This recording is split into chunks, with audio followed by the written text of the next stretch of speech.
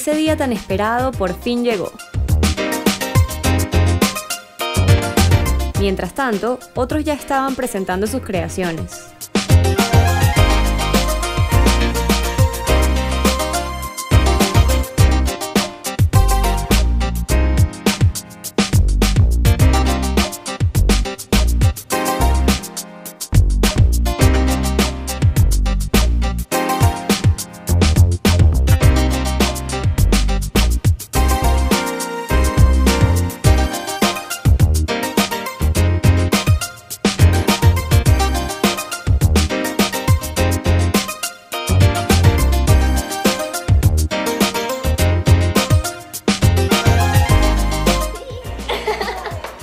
De verdad que como representante de la compañía les doy las gracias y los felicito a todos por su trabajo y por su entusiasmo en participar en este evento, que es nuestra segunda edición, y esperemos que gracias a gente como ustedes lo podamos seguir haciendo año tras año.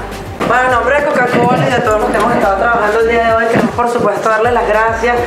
Es maravilloso, y lo digo desde el punto de vista personal, que hayan marcas que se preocupen y que apoyen a los estudiantes de diseño y que le den la oportunidad, no solo por lo que significa a veces el premio en metálico o la reproducción de piezas, sino que le abran las puertas al diseño, que lo estén apoyando, a traernos a todos nosotros para acá para que trabajemos. Tenemos ya los resultados. Ya el jurado tiene sus favoritos, conócelos en la próxima edición.